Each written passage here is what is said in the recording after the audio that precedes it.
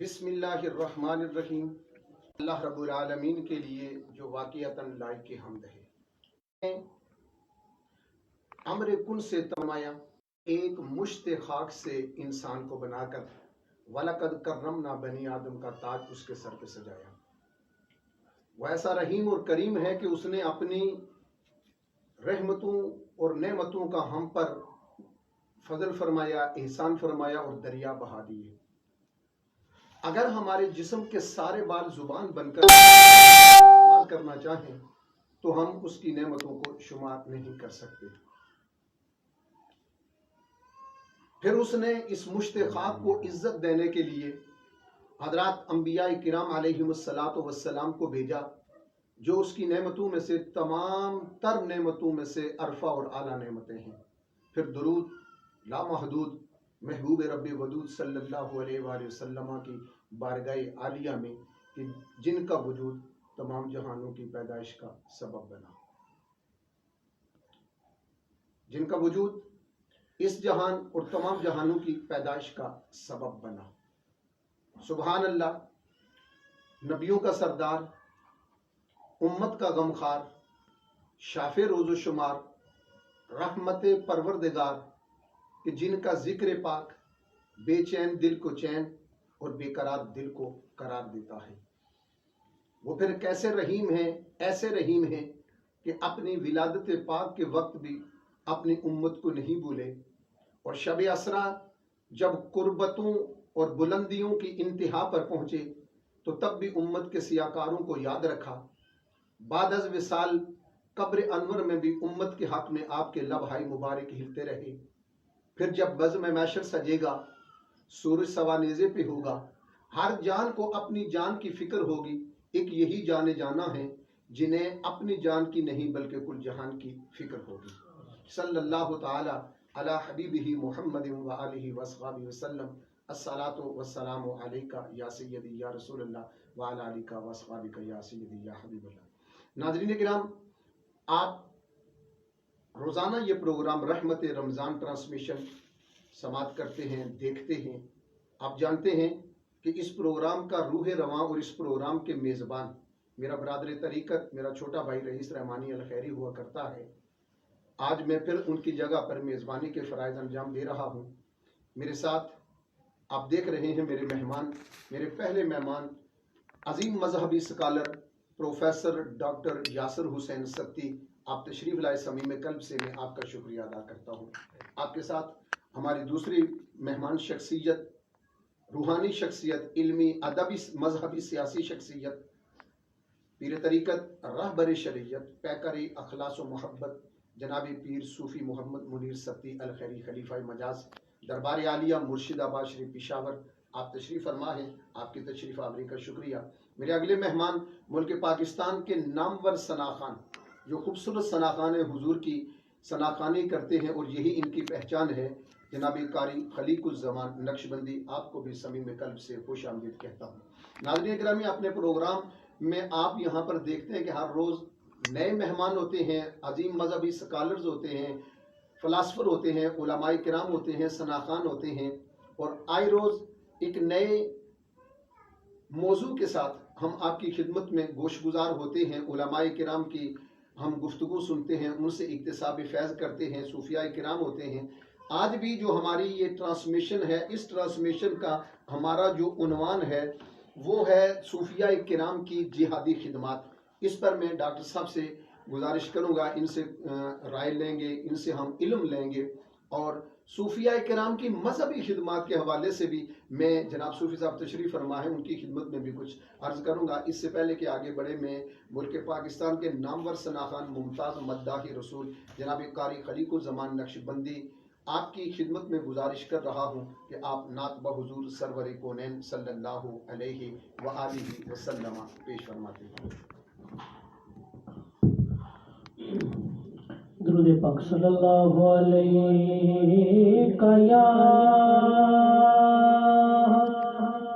یا رسول اللہ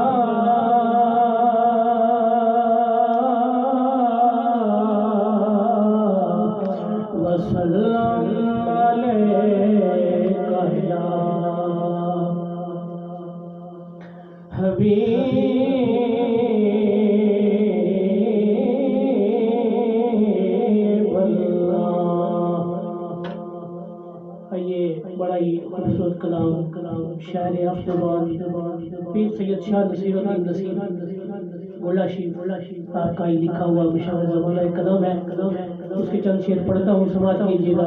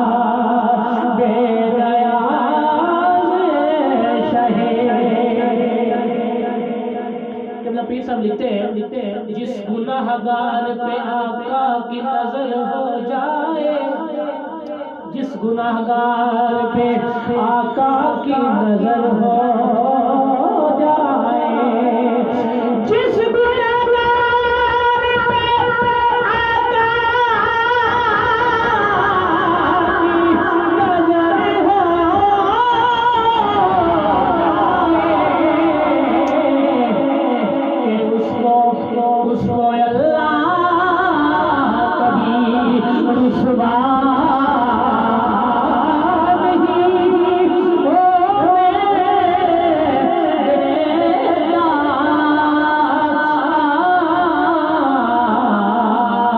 جائے، اس کو اللہ کبھی رسوا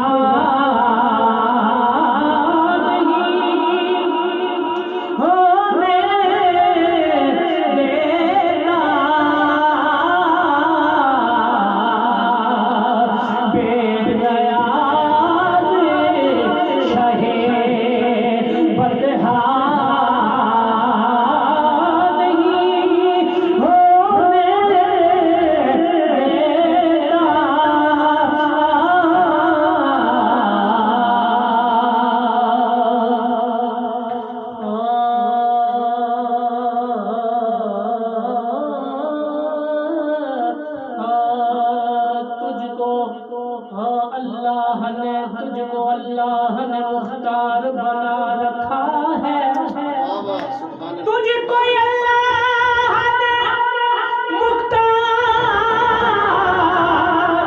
بنا رکھا ہے، پر رب کسی اور کو تجھ سا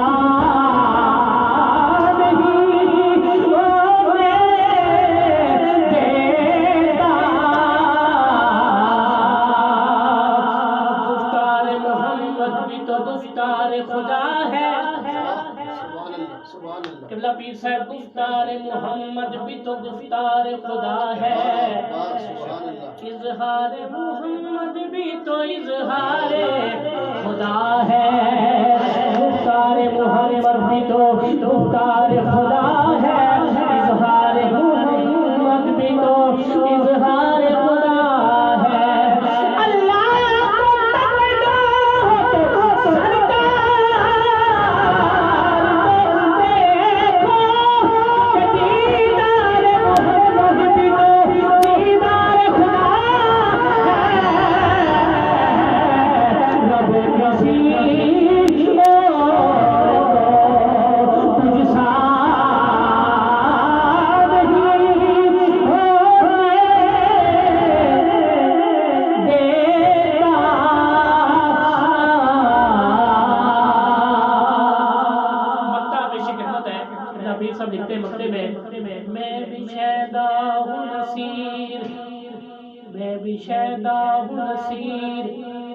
شائے کا مگر میں بھی شیدا ہوں نصیب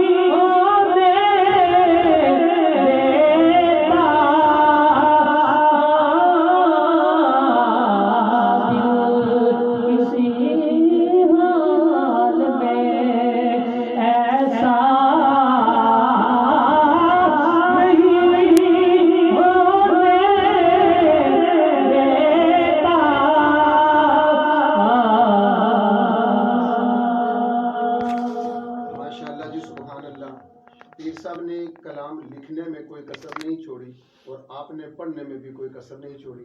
اللہ آپ کے علم و عمل میں مزید برکتیں عطا فرمائے. ناظرین گرامی، البدر اسلامک اکیڈمی اسلامی اسکول سسٹم کے تعاون سے یہ روزانہ پروگرام رحمت رمضان کی نشریات آپ دیکھتے ہیں. یہاں خواتین کے لیے خوشخبری ہے، وہ یہ ہے کہ البدر اسکول سسٹم چودھری نور محمد روڈ شکریال راولپنڈی میں ہر جمعہ صلاۃ التسبیح اور اصلاحی بیان برائے خواتین روزانہ دن 10 بجے انعقاد پذیر ہوتا ہے. روزانہ سے مراد ہر جمعے کو دن 10 بجے اصلاحی بیان بھی ہوتا ہے خواتین کے لیے، اور صلاۃ التسبیح کا بھی اہتمام کیا جاتا ہے. البدر اسلامک اسکول سسٹم میں طلباء اور طالبات کے لیے علیحدہ کلاسز ہیں. 10 مارچ سے کلاسز کا آغاز ہو رہا ہے. داخلہ جاری ہے جس میں انتہائی مناسب فیس ہے. ماہر تجربہ کار اساتذہ اکرام ہیں. صاف ستھرا ماحول ہے. جدید معیار تعلیم، تہذیب و اخلاقیات پر خصوصی توجہ دی جاتی ہے. اپنے بچوں کو اس اسکول میں ضرور بھیجیں جہاں دینی دنیاوی تعلیمات کے ساتھ ساتھ انتہائی طور پر اخلاقیات پر توجہ دی جاتی ہے. صوفیاء کرام کی جہادی خدمات کے حوالے سے آج ہمارا پروگرام ہے اور ہمارے مہمان ہیں پروفیسر ڈاکٹر یاسر حسین سبتی الخیری. ڈاکٹر صاحب، یہ بہت لمبی کہانی ہے، بہت تفصیل ہے. میں یہاں سے آغاز کروں گا، شاید مناسب ہے یا نہیں ہے. کلندر لاہوری علامہ اقبال فرماتے ہیں کہ نکل کر خانقاہوں سے ادا کر رسم شبیری.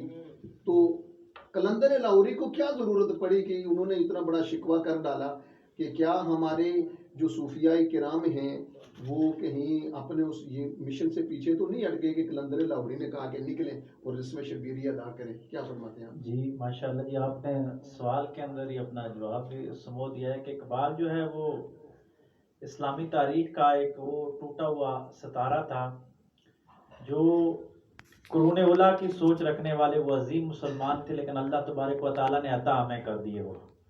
تو اقبال اس وقت کے صوفیاء سے گلہ کر رہے ہیں، یہ شکایت کر رہے ہیں کہ نکل کر خانقاہوں سے ادا کر رسم شبیری، کیونکہ وہ تصوف کا پورا فلسفہ اور تھاٹ سمجھتے تھے، اور وہ سمجھتے تھے کہ صوفیاء ہی تھے جنہوں نے ہمیشہ سے حق کی شمشیر کو بلند رکھا ہے اور اسلام کے پرچم کو کبھی بھی گرنے نہیں دیا.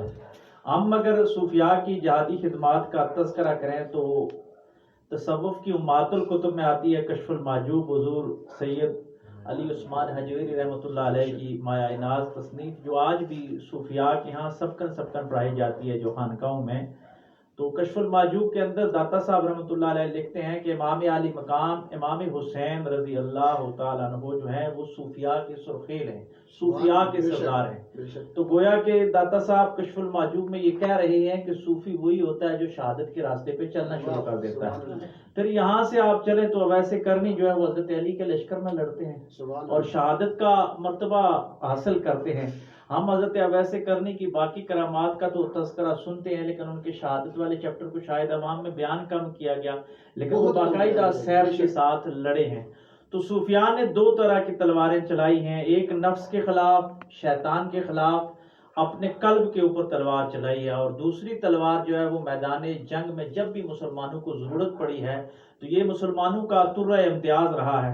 تو اقبال بالکل اسی کا گلہ کر رہے ہیں، اس وقت نہیں تھی اور آج تو میں سمجھتا ہوں کہ اس سے زیادہ ضرورت ہو گئی ہے. بے شک. اقبال اگر آج ہوتے تو شاید اس سے بڑھ کر کوئی اور بات کرتے، لیکن اقبال کی اس بات سے 100% متفق ہیں کہ اقبال پچھلی تاریخ کا تسلسل چاہ رہے تھے صوفیاء سے.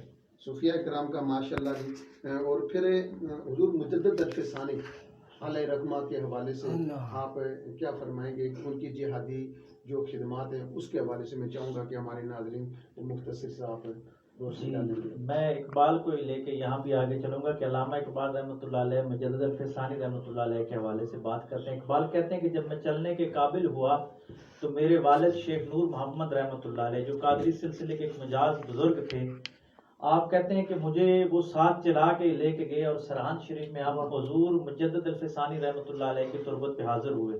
تو جاتے ہوئے سارے راستے میں میرے والد چھم چھم آنسوں کی برسات اپنے والد سے پوچھا کہ کیا وجہ ہے، تو آپ نے فرمایا کہ میں نے مجدد الفسانی رحمۃ اللہ علیہ کی تربت پہ دعا کی تھی کہ اللہ مجھے صالح اولاد عطا فرمائے. آج جب تم مجھے ملے ہو تو میں تمہیں لے کے شکرانے کے طور پہ وہاں جا رہا ہوں. تو اقبال کا یہ تعلق تھا. اور مجدد الفسانی رحمۃ اللہ علیہ کی جو جہادی خدمات ہیں وہ تھا کہ بادشاہ کی اصلاح ہو جائے. بے شک. آپ جہانگیر سے بات کریں، جہانگیر قید میں ہے، اگر جہانگیر توبہ کر لیتا ہے، شریعت محمدی نافذ کر دیتا ہے تو جہانگیر ہی آ کے تخت پہ بیٹھ جائے. ہم فقیر لوگ ہیں وہ تخت پہ نہیں بیٹھتے، ہم تو نگاہوں سے کلام چلاتے ہیں.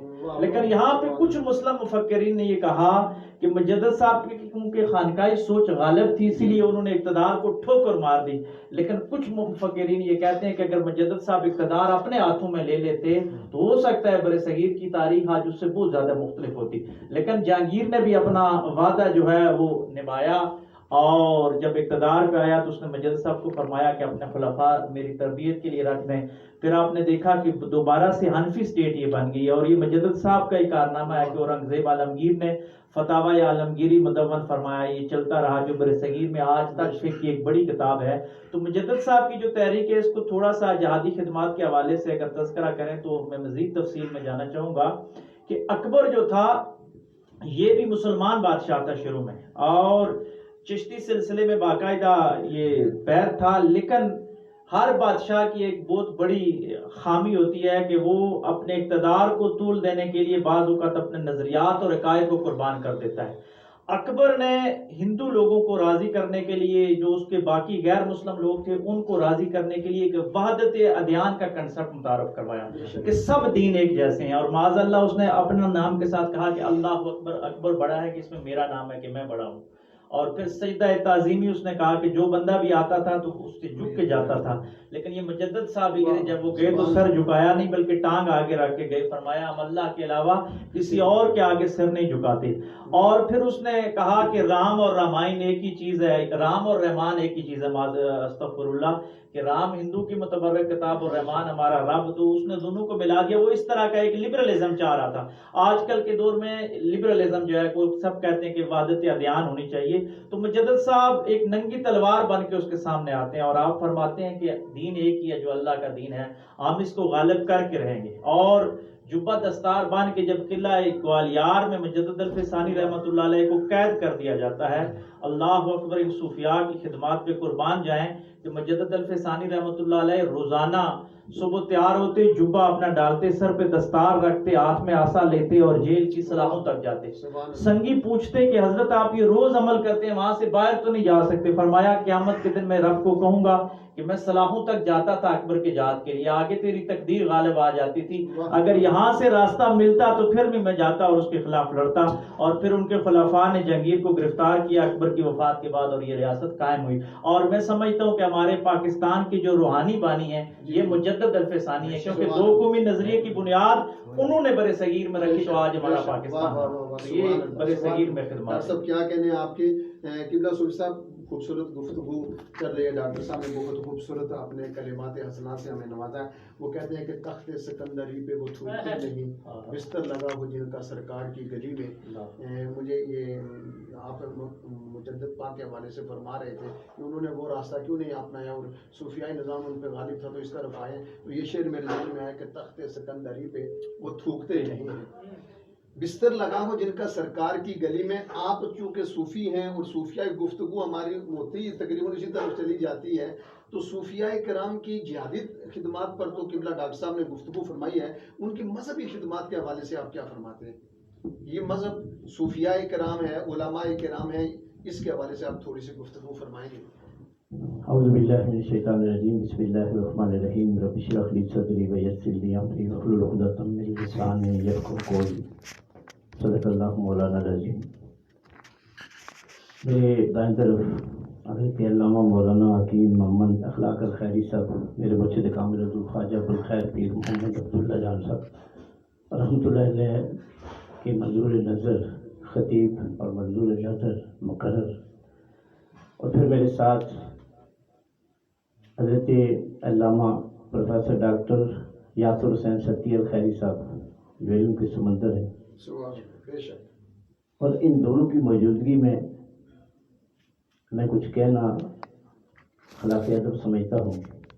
और मेरे साथ कारी खलीफुर्रहमान साहब मारूफ नाखानान मुस्तफ़ा में से हैं। अल्लाह तबारक व तआला इन सबके इल्म अमल में बरकतें अता फरमाए।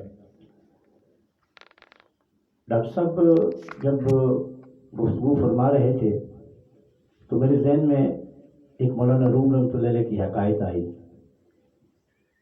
क्योंकि बंदा जब बोलता है ना तो बजाय तो वो बोल रहा होता है लेकिन उसके अंदर कोई और बोल रहा होता है। सुभान अल्लाह, बेशक। तो मैं उसको देख रहा था जो उनके अंदर बोल रहा है, क्योंकि हम बज़ाहिर कुछ भी नहीं है, लेकिन जब किसी की नज़र होती है, जब किसी की तवज्जो होती है तो वो फिर सारा कुछ कर रहा होता है। तो मौलाना रूम रहमतुल्लाह अलैह की एक हकायत है। आप फरमाते हैं कि एक देहाती था तो शहर में चला गया। जब शहर पे गया तो उसने देखा कि वहाँ एक असले की दुकान है और वहाँ पे कारतूस और तरह तरह के जो है वो पड़े हुए हैं। उसने उससे पूछा, कारतूस को उठाकर कहने लगा कि इसका क्या फ़ायदा है। देहाती ने उससे पूछा तो कहने लगा आपको ये नहीं पता, ये कारतूस है और ये एक इतना सा है, लेकिन यह कि ये शेर और चीते की जान ले लेता है। यह है तो इतना सा, लेकिन खतरनाक इतना है कि चीते की और शेर की जान ले लेता है, ये एक कारतूस। अब उसको ये देहाती को बात बड़ी पसंद आई, क्योंकि वो जंगल के किनारे पर रहता था और वहाँ पे शेर और चीते बहुत ज़्यादा थे। उसने कहा फिर तो बात बन गई। उसने कहा पूरा थैला भर के मुझे दे दे, मैं ये ले जाता हूँ। उसने सारा थैला खरीद लिया पूरा भर के ना कारतूसों का, और वो कंधे के ऊपर रख के तो चल पड़ा। अब घर जाते जाके बेगम को कहता है कि आज बहुत सारे मसले में हल करके आ गए। उसने कहा जी क्या? तो वो कहने लगा कि ये कारतूस इसको कहते हैं, इसके अंदर बारूद होता है और शेर और चीते जो कि हमारे यहाँ बहुत ज़्यादा हैं, तो एक कारतूस जो है ना वो शेर को मारोगे ना या चीते को मारोगे तो वो जो है मर जाएगा, तो जान छूट जाएगी। तो ये तो मैं थैले भर के लाया हूँ। उसने वो थैला रख दिया। अब देहाती काम पे चला गया, उसकी बीवी थी, कुत्ता आया, कुत्ता भौंकना शुरू हुआ। उसने कहा पहले मैं इसके ऊपर ट्रायल तो करती हूँ ना। उसने वो कारतूस निकाल के तो यूँ उस कुत्ते को मारा। जब कुत्ते को मारा तो वो उसकी तरफ दौड़ा, मरा तो नहीं, वो ना जख्मी हुआ, उल्टा उसकी तरफ अटैक किया उसने। तो भाग के उसने जान छोड़े। उसने दूसरा अटैक किया उसके ऊपर, लेकिन फिर वो कुत्ते ने उसी तरह इसके ऊपर अटैक किया, उसको कुछ भी नहीं हुआ कुत्ते को। वो जब आया उसका मियाँ तो उसने कहा तुमने तो ये बड़ा नुकसान वाला सौदा कर दिया, तुझे ये भी नहीं पता उल्लू कि ये तो कुछ भी नहीं होता इससे, मैंने 2 मारे تو وہ نہ زخمی ہوا تو کہہ رہا تھا مر جائے گا شیر، تو یہ کتا نہیں مرا اسے، تو شیر کیسے مرتا؟ اچھا وہ تھیلا اٹھا کے واپس دکاندار کے پاس چلا گیا تھا، تو نے میرے ساتھ دھوکہ کر دیا، یہ تو نے جو ہے نا اتنا تھیلا دیا ہے مجھے، اتنے پیسے لے لیے، اس سے کتا نہیں مرتا تو شیر چیتا کیسے مریں گے؟ اب وہ سمجھ گیا کہ یہ بیچارہ کوئی سادہ ہے دیہاتی، اس کو پتہ نہیں ہے اس کو استعمال کیسے کرنا ہے۔ صحیح۔ اس نے کہا کہ آپ کے پاس رائفل کون سی ہے جس میں آپ یہ کارتوس استعمال کرتے ہیں؟ کہتے ہیں وہ رائفل کیا ہوتی ہے؟ وہ رائفل کیا ہوتی ہے؟ اس نے کہا اچھا آپ کے پاس رائفل ہی نہیں ہے تو آپ نے اس کو یوز کیسے کیا؟ کہتے ہیں میں ایسے کر کے میری بیوی نے اس کو مارا، ایک بھی مارا دوسرا بھی مارا، کچھ بھی نہیں ہوا۔ اس نے کہا اصل بات یہ ہے کہ یہ اس طرح سے مارنے سے کام نہیں کرتا، یہ کام تب کرتا ہے کہ یہ ایک رائفل ہوتی ہے، اس میں یہ ڈالا جاتا ہے، پھر وہ رائفل کسی سپاہی کے ہاتھ میں ہوتی ہے، وہ اس کو نشانہ لگاتا ہے، پھر ٹریگر پریس کرتا ہے، پھر یہ مارتا ہے، ایسے پھینکنے سے تھوڑا ہی مارتا ہے۔ تو مولانا روم رحمۃ اللہ علیہ فرماتے ہیں کہ بالکل اسی طرح ایک عام انسان جب کسی صوفی کے پاس جاتا ہے، کسی بزرگ کے پاس جاتا ہے، کسی مرد کلندر کے پاس جاتا ہے، تو اس کے بعد بظاہر تو وہ آگے ہوتا ہے لیکن کام کوئی اور کر رہا ہوتا ہے، اور وہ اس کے اوپر پورے کا پوری حاوی ہوتا ہے، اس کے دل و دماغ میں وہ حاوی ہوتا ہے، یہاں تک کہ اس وقت جو وہ کہہ رہا ہوتا ہے وہ خود نہیں کہہ رہا ہوتا، بلکہ کہنے والا وہی پیچھے کامل شیخ ہوتا ہے، اور وہ اس میں جو ڈالتا ہے دماغ میں وہی اس پہ ہوتا ہے۔ تو کہتا ہے کہ تو کامل مرشد کے پاس جا، تب جا کے تیری بات بنے گی۔ اگر تیرے پاس علم بھی ہے تو اس علم کا کوئی فائدہ تجھے نہیں ہوگا، کیوں؟ تیرے پاس حکمت نہیں ہوگی۔ علم تبھی کام کرے گا کہ جب تو کسی شیخ کے کامل کے پاس جائے گا، تو اس سے تو پھر استفادہ حاصل کرے گا۔ اس لیے اللہ تبارک و تعالیٰ ہمیں ان صوفیاء کی صحبت اور معیت نصیب فرمائے۔ وما توفیقی الا باللہ۔ ماشاء اللہ جی، بہت خوبصورت صاحب، آپ کی گفتگو بڑی خوبصورت تھی صوفیاء کرام کے حوالے سے، اور بالخصوص یہ جو مثال آپ نے مولانا روم کی دی ہے بہت خوبصورت ہے کہ خالی علم کچھ نہیں، جب تک کہ کسی کیمیا گر کی نگاہوں سے نہ گزرا جائے تب تک، کیونکہ علم تو شیطان کے پاس بھی تو بہت تھا نا، اس کے پاس بھی علم کی تو کمی نہیں تھی، لیکن اسی طرح اگر علم کے اوپر ناز کرنے والے وہ یوں ہی غرق ہو جاتے ہیں، تباہ برباد ہو جاتے ہیں، لیکن جب کسی صاحب نظر کی مجلس میں آ جاتے ہیں، اس کی نگاہوں میں آ جاتے ہیں، تو پھر وہ سنبھالا دے دیتے ہیں۔ قبلہ ڈاکٹر صاحب وہ غالباً حضرت مقدس پاک کے شاگرد تھے جو انہیں وضو کروا رہے تھے، تو انہوں نے وہ پورا واقعہ آپ کے ذہن میں آ گیا ہوگا کہ انہوں نے اپنے استاد کے بارے میں پوچھا، تو انہوں نے کہا کہ میں نے اس کی پیشانی پہ آپ ذرا اس کی وضاحت فرما دیں۔ جی بالکل، یہ واقعہ ہم نے حضرت صاحب سے بھی سنا، حضور سیدی حضور قبلہ خواجہ الخیر صاحب سے بارہا، اور یہ پڑھا بھی مکتوبات میں، اور پھر لاہور میں خواجہ طاہر بندگی رحمۃ اللہ علیہ کے مزار پہ گیا بھی۔ یہ مجدد الفسانی رحمۃ اللہ علیہ کے صاحبزادگان جو تھے ان کو پڑھایا کرتے تھے معقولات اور منقولات کا علم، تو عالم تو بہت بڑے تھے لیکن صوفی نہیں تھے، عاشق نہیں تھے، صاحب نسبت نہیں تھے، حالانکہ مجدد صاحب کے صاحبزادوں کو پڑھا رہے تھے۔ تو مجدد صاحب نے ایک دفعہ وضو کرتے ہوئے دیکھ لیا، تو آپ نے فرمایا کہ آپ کا استاد جو ہے یہ شقی القلب ہے، یہ اپنا ایمان بچا کے نہیں جائے گا۔ یہ ہوتی ہے اتق فراست المومن کہ مومن کی فراست سے ڈرو، وہ اللہ کی نور سے دیکھتا ہے۔ تو اب صاحبزادے بھی وہ مجدد پاک کے تھے نا، انہوں نے کہا حضور آپ کے بچوں کا استاد ہے، اگر یہ ایمان کے بغیر چلا گیا تو حرف تو آپ کے اوپر آئے گا۔ پھر مجدد صاحب نے اپنی نگاہ ڈالی اور وہ خواجہ طاہر بندگی رحمۃ اللہ علیہ بن گئے۔ اور میں لاہور میں گیا، میانی صاحب قبرستان میں اگر جائیں تو ان کا مقبرہ الگ بنا ہوا ہے، باقاعدہ اوقاف کے اندر ہے، خواجہ طاہر بندگی رحمۃ اللہ علیہ کا۔ تو واقعی یہ علم ایسا ہی چیز ہے کہ علم کو اگر عشق کے راستے میں ڈالا جائے، صوفیاء کے راستے میں ڈالا جائے، تو پھر وہ کندن بن جاتا ہے، اور وہی صوفی پھر کامیاب ہو جاتے ہیں۔ بہاؤالدین ذکری ملتانی رحمۃ اللہ علیہ کے بارے میں آتا ہے کہ بہت بڑے عالم تھے، تو جب شیخ عبد القادر جیلانی رحمۃ اللہ علیہ کی توجہات ہوتی ہے، ان کی بارگاہ میں جاتے ہیں، وہ نگاہ ڈالتے ہیں کہ ہمارے سلسلہ سروردیہ کی یہ بانی ٹھہرے۔ بعض روایات میں آتا ہے کہ شیخ شہاب الدین سروردی رحمۃ اللہ علیہ جو شیخ عبد القادر جیلانی کے مرید تھے، انہوں نے توجہ ڈالی، اور بعض روایات میں آتا ہے کہ حضور شیخ عبد القادر جیلانی نے خود توجہ ڈالی۔ لیکن دونوں صورتوں میں دیکھیں کہ ہمارے برصغیر میں سروردیوں کے امام ٹھہرے بہاؤالدین ذکریہ ملتانی۔ جب وہ پڑھ کے واپس گئے تو بابا جی نے جو ان کے لیے مفید تھا وہ انہیں واپس کر دیا، اور جو نہیں تھا وہ واپس لے لیا، اور آج وہ نقشبندیوں کی ماشاءاللہ بہت اچھی زیارت ہے۔ قاری خلیق الزمان صاحب، میں آپ سے نعت تو سنوں گا، لیکن میں اگر آپ سے یہ پوچھوں کہ آپ نعت کیوں پڑھتے ہیں تو اس کا کیا جواب دیں گے آپ؟ ماشاء اللہ، اللہ اور اللہ کے رسول کی رضا کی خاطر۔ تو بس جو اللہ اور اللہ کے رسول کی رضا کی خاطر نعت پڑھتا ہے، ذکر کرتا ہے، بیان کرتا ہے، نکلتا ہے، کوئی بھی اپنی کوشش کرتا ہے، تو پھر اللہ اور اللہ کے رسول اس کے نگہبان ہوتے ہیں، وہ رسول کی نگاہوں میں آ جاتا ہے اپنے اسی خوبصورت انداز میں۔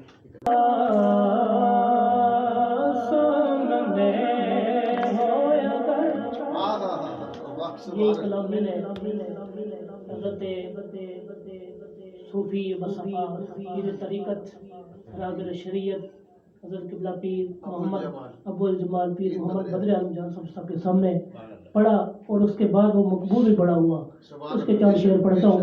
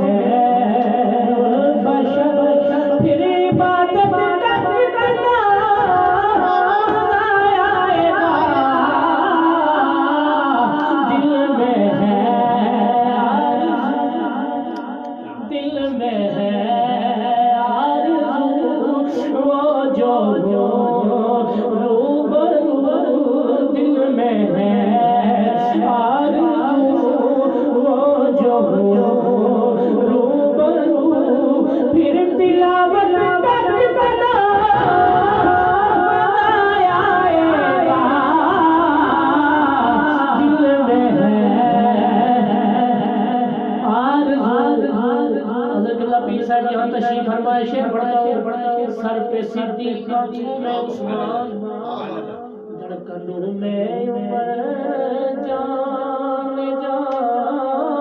علی، سر پہ صدیق میں عثمان، دھڑکنوں میں عمر جان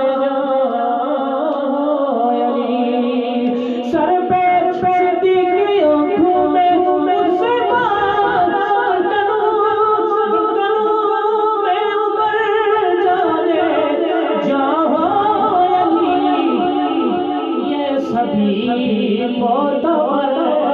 ہم سفر ہو اگر یہ سبھی معتبر، ہم سفر ہو اگر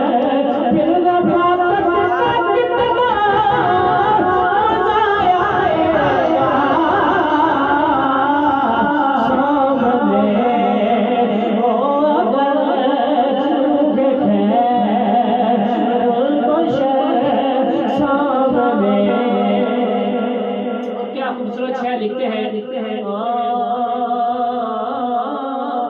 مجھ کو ایسے ہی بیمار رہنے دو تم، نہ دوا چاہیے نہ شفا چاہیے، مجھ کو ایسے ہی بیمار رہنے دو تم، نہ دوا چاہیے نہ شفا چاہیے،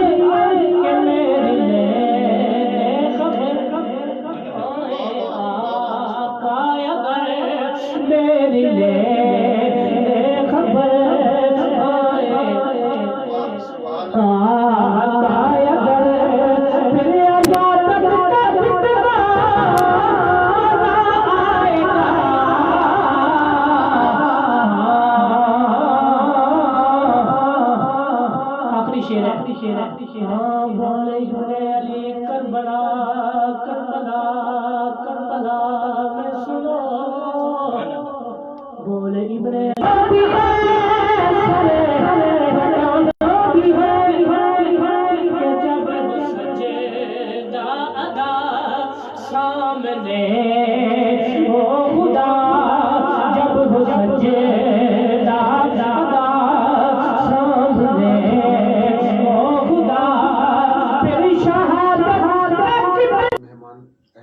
دیکھ رہے ہیں. میں ڈاکٹر صاحب کی طرف بڑھوں گا اور آج کی اس ٹرانسمیشن کا آخری سوال آپ کی خدمت میں یہ کر رہا ہوں ڈاکٹر صاحب کہ صوفیہ کرام کی جہادی خدمات کے حوالے سے جتنی باتیں کی جائیں کم ہے. ایک نہیں بلکہ سینکڑوں اگر میں کہوں کہ یہ اتنے پروگرامات کیے جائیں پھر بھی کم ہے. میں یہ چاہوں گا کہ پاکستان تحریک پاکستان کے اندر جو اولیاء اعظام صوفیہ کرام کا کردار رہا ہے اس کے اوپر آپ روشنی ڈالیں. جی ماشاءاللہ، بہت ہی اچھا سوال آپ نے کیا. اور جس طرح کہ صوفی صاحب نے پہلے گفتگو میں علم کی گہرائی کے حوالے سے فرمایا کہ صوفیاء اس کو کس طرح بابرکت بنا دیتے ہیں، تو اسی طرح تحریک پاکستان کی جو تحریک تھی اس کو بھی سیاستدان تو لگے ہوئے تھے، باقی لوگ لگے ہوئے تھے، لیکن علماء اور مشائخ نے اس کو بابرکت بنا دیا.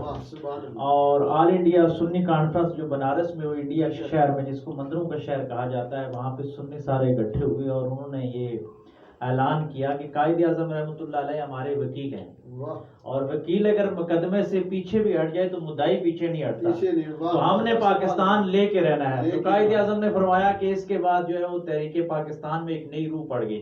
اور آپ نے یہ سوال کیا موقع اور مناسبت سے، میں آپ کو بھی خراج عقیدت پیش کرتا ہوں کہ کل 23 مارچ ہے، کل ہم یوم پاکستان منا رہے ہیں. تو یہ اس تناظر میں بھی اگر دیکھا جائے تو ہمارے صوفیاء ہی وہ لوگ تھے. یہ تاریخ میں کچھ چیزیں اصل میں پڑھائی نہیں گئی اور ہماری تاریخ میں کچھ افراد و تفرید بھی ہو گیا. بر صغیر میں جب انگریز آیا تو سب سے زیادہ اس کے خلاف جو ریزسٹنس تھا، اس کے خلاف جو جہاد تھا، وہ صوفیاء نے کیا. اور بعض صوفیاء نے تو اپنی گردنیں تک ان کی کاٹ دی گئی، ان کی چمڑیاں ادھیڑ دی گئی، لیکن انہوں نے انگریز کی ریاست کو قبول نہیں کیا. میں ایک مثال دیتا ہوں، قادری سلسلے کے بزرگ ہیں حروں کے روحانی پیشوا پیر ثبوت اللہ راشدی صاحب، جو پیر صاحب پگاڑوں کے والد تھے. ان کو پگاڑوں اس لیے کہتے ہیں کہ یہ بڑی پگڑیاں پہنتے تھے، اس وجہ سے پگاڑوں ان کا نام ہے. نام اور ہوتا ہے، پگاڑوں ان کی کنیت ہوتی ہے. تو یہ سندھ میں جو ریاست ہے خیرپور کی، یہ اس ریاست ساری ان کے مریدوں کی تھی. تو یہاں پہ ان کی اپنی حکومت تھی، یعنی کہ آپ یوں سمجھے کہ جس کی بھی حکومت ہوتی تھی نظام شرعی چلتا تھا پیر پگاڑوں کا. انگریز نے پورے بر صغیر میں آ کے انگریز قابض ہو گیا، لیکن آپ کو معلوم ہو کہ حروں کے روحانی پیشوا اپنے مریدوں کے ساتھ لڑتے رہے اور ریاست خیرپور آخری دم تک انہوں نے انگریز کو نہیں دی. اور انگریز تنگ آ گیا. آخر جب انگریز نے انتہائی پوری فوج لگا دی اور آپ کو جب شہید کیا گیا تو پیر صاحب کی جو جسد خاکی تھا وہ مریدوں کے حوالے نہیں کیا گیا کہ ان کے مزار پہ حر پھر اکٹھے ہو جائیں گے، پھر تحریک بن جائے گی. تو پیر پگاڑوں کا جو جسد خاکی تھا اس کو سمندر برد کر دیا گیا. یہ انگریز سامراج جو آج انسانی حقوق کا ہمیں درس دیتے ہیں، بر صغیر کی لڑائی میں انہوں نے ہمارے بزرگوں کی لاشیں تک بھی ہمیں واپس نہیں کی. لیکن علی خان کے دور میں جو پاکستان کے پہلے وزیر اعظم تھے، انہوں نے ان کی گدی کو واپس بحال کیا اور پھر ان کے مریدوں نے وہاں پہ ان کے بزرگوں کے جو مزارات تھے وہاں پہ قبریں بنا دی. آج بھی آپ کا جو تھر پارکر اور مونا باؤ کا بارڈر ہے وہاں پہ مہاجرین کی آباد کاری پہ میں تو نہیں جا سکتا. فوج نے انکار کیا تو قائد اعظم رحمۃ اللہ علیہ نے مسلمانوں کو پکارا کہ کون ہے جو آج مدد کے لیے آئے. تو اس وقت پہلا قافلہ جو ہے وہ قادری سلسلے کے بزرگ حاجی محمد امین قادری رحمۃ اللہ علیہ، یہ پشاور میں ان کا دربار ہے اور ہمارے دربار عالیہ مرشد آباد شریف پشاور کے ساتھ ان کے بڑے تعلقات ہیں. تو حاجی امین قادری صاحب 313 مجاہدین کے ساتھ، یہ بدر کی سنت تھی کہ ان کے ساتھ ہمیشہ 313 مجاہد تھے. انگریز کے ساتھ جب بھی لڑے تو 313 مجاہد ان کے ساتھ ہوتے تھے.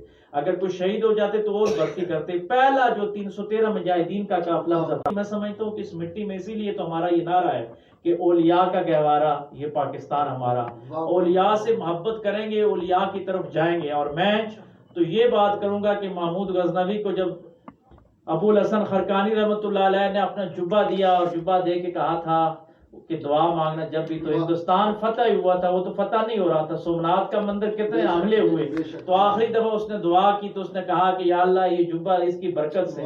تو ابو الحسن خرقانی خواب میں فرمایا محمود غزنوی تو نے ہمارے جبے کی قیمت بہت کم لگائی ہے، اگر تو پورا ہندوستان مانگتا یا پوری دنیا مانگتا تو اس جبے کی برکت سے وہ بھی تیرے قدموں میں آ جاتی. تو یہ جس ہندوستان میں آج ہم کھڑے ہیں پاکستان، یہ نقشبندیوں کے پیشوا ابو الحسن خرقانی رحمۃ اللہ علیہ کی جبے کی برکت کی دعاؤں سے عطا ہوا ہے. تو یہ کبھی بھی اس کو زوال نہیں ہوگا. آج بھی اولیاء کے ساتھ، مشن کے ساتھ ہم لگ کے جب چلتے رہیں گے تو یہ پاکستان انشاءاللہ ترقی کرے گا. اور میں یہی کہتا ہوں کہ صوفیاء کے علم ہوگا. آج مجھے بھی یہ پگاڑوں کا پہلی دفعہ پتہ چلا ہے کہ ان کی یہ کنیت ہے اور اس وجہ سے، اور دوسرا یہ کہ وہ قادری سلسلے میں میری یہ سعادت مندی ہے غالباً اردو کے ایک بہت بڑے شاعر ہیں، انہوں نے کہا تھا کہ آنے والی نسلیں تم پہ ناز کریں گی، اے لوگو تم نے ذوق کو دیکھا ہے، تم نے ذوق سے باتیں کی. تو میں حضور خواجہ خواجگان عالمی مبلغ اسلام غوث زما قطب دورہ حضور خواجہ ابو الخیر پیر محمد عبداللہ جان رحمہ اللہ کی بارگاہ میں بیٹھا ہوا تھا.